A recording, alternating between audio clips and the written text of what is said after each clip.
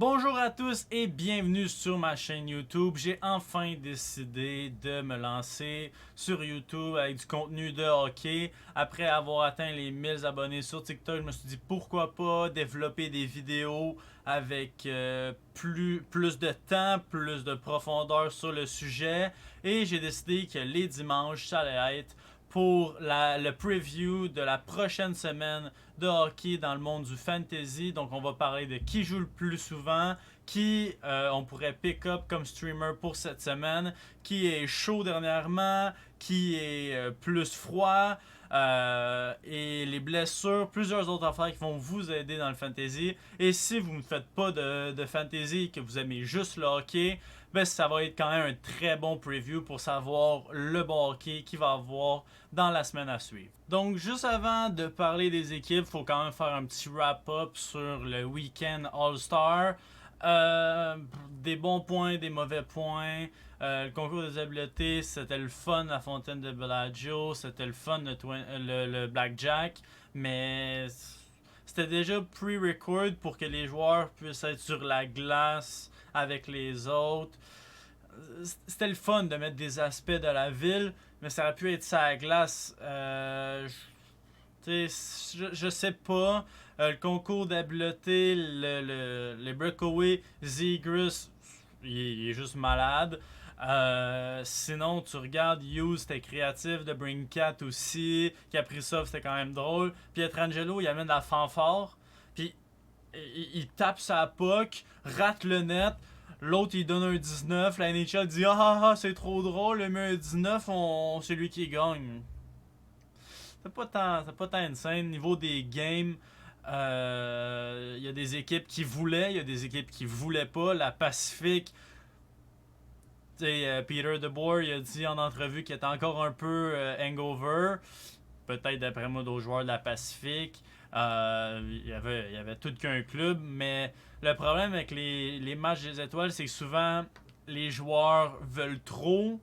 Ben, certains joueurs veulent trop, certains joueurs veulent pas assez. La métropolitaine, les joueurs voulaient. La finale métropolitaine Pacifique, c'était une bonne game exactement pour cette raison-là, parce que les deux équipes avaient l'air de vouloir à peu près au même niveau. Si on commence par les blessures, avec le All-Star Break, toutes les équipes n'ont pas joué depuis minimum mercredi dernier. Certaines équipes comme Saint-Louis et Montréal n'ont pas joué du tout de la semaine dernière. Certaines équipes ont joué leur dernier match lundi. Donc tous ceux qui n'allaient pas au All-Star Game partaient en vacances. Donc on a plus ou moins de nouvelles sur la plupart des joueurs. Les joueurs qui étaient COVID comme Chandler Stevenson, peut-être même Ovi pourrait être clear pour la prochaine game des Caps. La plupart des joueurs COVID vont revenir puisqu'il n'y a rien eu depuis. À moins que certains testent positifs quand ils reviennent avec leur équipe. Sinon, Bednar du Colorado a dit comme quoi McKinnon devrait être de retour pour leur rencontre contre Tampa Bay jeudi le 10. Donc c'est une bonne nouvelle pour tous les owners de Nathan McKinnon. Mais la plupart des day-to-day, on n'a pas de nouvelles. Donc je peux pas vraiment te donner d'update pour les blessures, à part que les petites blessures devraient être réglées avec les vacances que les joueurs ont eues. Si on y va enfin avec les équipes qui jouent beaucoup de games pour cette semaine, on a Ottawa qui joue 5 games en 7 jours, donc back-to-back lundi, mardi contre les Devils et les Hurricanes. Ensuite, jeudi contre les Pingouins, samedi, dimanche contre Boston et Washington. Les joueurs potentiels de streamer, on a clairement Tim Stützle avec la blessure de Josh Norris. C'est le centre numéro 1 de l'équipe en ce moment. Il est roster à 40%, donc certaines ligues, il est déjà pris malheureusement. Dans ses 6 dernières games, 2 buts, 1 passe. Ces 2 buts, c'est des game-winning goals. Donc, si vous êtes dans des ligues qui donnent des points pour ça, comme la mienne, c'est clairement payant. 16 shots en 6 games, 10 hits, 1 block shot. Ça va être le meilleur joueur avec Tkachuk si Norris ne revient pas tout de suite. Ensuite, pour le deuxième, j'ai Tyler Ennis, lui qui a pris la place de Drake Batterson qui est blessé pour au moins 2 mois. Right winger sur la première ligne, power play numéro 1, 6% roster, donc c'est un joueur qui est quand même encore très disponible dans certaines ligues. Personnellement, dans ma ligue, je l'ai pick-up. Pas incroyable, mais il y avait 7 games dans la semaine 16 au complet. Dans ses 6 dernières games, 4 buts, 2 passes, 1 game winning goal, 22 shots en 6 games, ce qui est quand même pas pire, 11 hits, 3 block shots, fait la job. Ensuite, le troisième joueur, j'ai mis un peu plus de joueurs pour Ottawa puisqu'ils ont vraiment beaucoup de games. Alex Fermenton, left wing sur la deuxième ligne, power play 2, 6% roster aussi comme Tyler Ennis. 2 buts, 1 passe à ses 6 dernières games, 19 shots au net, 9 hits, 3 block shots. C'est un joueur qui va vous ramener des points parce qu'il joue beaucoup. Faut pas s'attendre à 2 buts par soir, mais ça peut être un bon pick-up pour n'importe qui. Ensuite, pour le dernier, peut-être un peu moins bon, mais j'ai les 2 goalers de Ottawa, mais j'ai décidé de prendre juste Matt Murray. Matt Murray, 18% roster. Depuis le 13 janvier, il est revenu dans la Ligue nationale. 4 wins, 2 défaites, 1 shutout, 939% d'efficacité, 2.17 de buts contre en moyenne. Et tout ça depuis le 13 janvier. Il est revenu avec le couteau entre les dents et il veut clairement reprendre sa place de numéro 1 avec les Sénateurs. Si on continue, on a 3 équipes avec 4 games et le reste c'est tout 3 et 2. Certaines équipes ne jouent pas du tout cette semaine, mais pour nos 3 équipes à 4 games, on a pour commencer les Devils du New Jersey qui affrontent lundi, mardi Ottawa-Montréal. D'après moi, ça va être 2 games qui vont scorer bien des buts. Saint-Louis jeudi, Pittsburgh dimanche. Dans les streamers, j'ai Damon Severson qui a pris la place de Dougie Hamilton comme étant le défenseur numéro 1 pour les Devils. 26% roster, donc ça veut dire que dans le 3 quarts des ligues, il est encore disponible pour cette semaine. Dans les 6 dernières games, il joue en moyenne 26 minutes par game. C'est quasiment la moitié de la game, donc il est tout le temps sur la glace. 1 but, 4 passes, 15 shots au net, parce que s'il y a 15 points dans ces 6 dernières games, je comprends pas pourquoi il y a juste seulement 26% roster.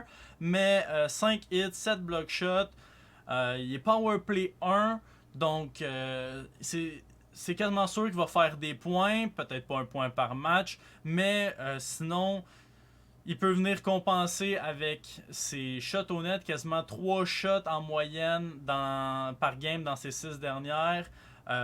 C'est quand même très très bon pour un défenseur. 5 hits, 7 block shots. Si vous êtes dans des ligues qui comptent les catégories, qui donnent des points à ces statistiques-là, ça peut être une option très intéressante. Ensuite, on a Ryan Graves. Si vous êtes encore dans une ligue de catégorie, c'est un excellent pick-up. 6% roster dans ses 6 dernières games, seulement une passe, mais 13 shots, 10 hits, 10 blocs. Et il fait tout sauf faire des points. Joue sur la deuxième paire au New Jersey. Ça peut être bon pour quelqu'un qui a besoin d'un défenseur comme ça. Sinon, j'ai Jasper Bratt. Seulement 60% pour un joueur qui s'enligne pour quasiment compter sa première saison, de 1 point par match. S'il est disponible dans votre ligue, prenez-le. Ça pourrait être un vol pour cette semaine. Ensuite, Nico Hischier, 25% roster. Il est comme sa ligne défensive du top 6. Il a 10 shots à ses 6 dernières games, 6 hits, 7 block shots, mais aucun point. Donc, est-ce qu'il peut se réveiller cette semaine? Potentiellement, oui, mais si vous le voulez, ça reste une option. Si on passe maintenant avec l'équipe qui a la cédule la plus facile, si on peut dire, dans ceux qui jouent 4 games, c'est le Canadien de Montréal. Et ça pourrait quand même être 4 défaites. Il joue mardi contre les Devils, jeudi contre Washington, samedi contre les Blue Jackets de Columbus et dimanche contre Buffalo. Donc, c'est quand même des équipes assez bof à part Washington. Mais au niveau des streamers, c'est très très mince. À part la première ligne du Canadien, j'irais pas vraiment avec personne d'autre. Si vous voulez prendre un goaler pour vous faire totalement percer, allez-y avec Montembeault, avec Primo, peu importe qui goal les nets, va se faire sortir de toute façon. Mais Tyler Toffoli, right wing, la première ligne avec Suzuki, Powerplay 1, seulement 46% roster. 8 points depuis son retour de sa blessure en 7 matchs, 4 buts, 4 passes, 24 shots au net en 7 games, ce qui est plus que 3 shots par game. Ensuite, 4 hits, 6 block shots. Depuis son retour de sa blessure avec Suzuki, c'est vraiment les meilleurs joueurs du Canadien. Et s'il est disponible, pourquoi pas pour cette semaine l'essayer. Sinon, le deuxième, parce que j'ai eu bien de la misère à trouver des joueurs potentiellement qu'on peut pick-up avec le Canadien, c'est Artturi Lehkonen. Joue avec justement Toffoli et Suzuki. Seulement 1% roster depuis qu'il a été mis avec Toffoli et Suzuki. 7 points en 7 games pour un qui est reconnu comme étant pas un super joueur offensif. C'est quand même très solide. 3 buts, 4 passes, 17 shots, 5 hits, 4 block shots. Avec Suzuki et Toffoli, il suffit qu'il ait touché à puck dans les 3 derniers gars avant qu'il rentre dans le net. Il va avoir un point. Est-ce que c'est le meilleur streamer pour cette semaine? Peut-être pas. Si on y va avec notre troisième et dernière équipe qui ont 4 games cette semaine, c'est probablement la meilleure des 4 équipes que je vous ai présentées. Je pense pas que ce soit la meilleure niveau fantasy puisque la plupart des gros joueurs sont déjà pris. Et en plus de ça, ils affrontent Toronto, Boston et Minnesota. C'est évidemment les Hurricanes de la Caroline. Lundi, mardi, Toronto, Ottawa. Jeudi, Boston. Samedi, Minnesota. Et le seul problème avec cette équipe-là, c'est comme j'ai dit, les gros joueurs sont déjà pour la plupart très très roster. Mais surtout que Rob Brindamour, à 5 contre 5, aime bien rouler toutes ses lignes. Donc, la troisième ligne, des fois, finit avec autant de temps sur la glace en 5 contre 5 que la première ou que la deuxième, même la quatrième avec Kotkaniemi, souvent joue 13-14 minutes. Pour les streamers du côté des Hurricanes, j'ai sorti 3 noms. Encore une fois, c'est peut-être pas les meilleurs parce que les meilleurs sont clairement trop roster pour être des streamers. Si vous avez des Svechnikov, des Trocheck, des Teravainen, s'il revient à temps pour les games, de libre dans vos ligues, je comprends pas. Et surtout, pognez-les pour cette semaine. Si vous êtes dans une petite ligue et vous avez un spot de streamer. Le premier que j'ai décidé de parler, c'est Nino Niederreiter. 20% roster dans ses 4 dernières games. 2 buts, 8 shots au net, 6 hits. Je les pick-up, moi, pour la fin de semaine, pour les 2 dernières games de la semaine 15. Et il n'a absolument rien fait. Mais avant ça, il avait 2 buts à ses 2 dernières games. Ça peut être un bon pick-up, lui qui a une très bonne place dans le top 9 de l'équipe. Mais comme je dis encore, c'est dur de trouver vraiment des bons pick-up avec les Hurricanes. Sinon, avec un jeune joueur, Seth Jarvis, qui a une place clairement sur le power play, sur le top 6. Joue des fois avec AO, joue des fois avec Trocheck sur la deuxième ligne. Parfois, il y a eu du temps de Power Play 1. Présentement, je pense qu'il est sur le Power Play 2. Un but, une passe à ses 6 dernières games. C'est pas un joueur incroyable, c'est pas une machine à tirer au net non plus, mais ça peut être un bon pick-up pour cette semaine. Et le dernier que je vais parler, c'est Brady Shea. Le défenseur, seulement roster à 20%. Dans ses 5 dernières games, 1 but, 2 passes, 10 shots au net, 7 hits et 2 block shots. Encore une fois, c'est le genre de joueur dans les ligues qu'on compte les blocs, qu'on compte les hits, qui peut être assez intéressant si vous êtes dans une ligue qui compte les plus-moins. La Caroline sont quand même très très solides, donc pourrait aussi être très bon dans les plus ou moins. Si on prend le temps un peu de parler de la production, j'ai décidé de faire le top 5 des lignes qui ont le plus de buts dans les 3 dernières games de leur équipe respective. Donc, avec la performance de 6 points, de Mason Marchment. C'est assez simple de voir que sa ligne est numéro 1 avec Sam Reinhart et Anton Lundell. Ils ont 8 buts à leurs 3 dernières games. Ensuite, Columbus avec Patrick Laine, Gustav Nyquist et Boone Jenner, 4 buts. Les Predators, Forsberg, Granlund, Duchesne, 4. Arvidsson, Moore et Dano, 4 aussi dans leurs 3 derniers. C'est juste à noter que cette équipe-là ne joue pas d'ici la fin de la semaine 16 de Fantasy. Et pour finir notre top 5, nous avons Jamie Benn, Tyler Seguin et Denis Gurianov qui ont 4 buts à leurs 3 dernières games. Ça peut quand même être intéressant, un Seguin ou un Gurianov. Puisque les Stars jouent encore 3 games cette semaine. Donc c'est ce qui met fin à cette première vidéo YouTube. Dites-moi ce que vous en avez pensé, si c'est quelque chose qui vous intéresse, un preview de la semaine comme ça en mode fantasy. J'ai vraiment plusieurs projets. Je vais parler de l'actualité de la Ligue nationale avec la date limite des transactions qui arrive le 21 mars. On va avoir plusieurs trucs à parler, certaines équipes qui connaissent des hauts, des bas. On va parler de ça.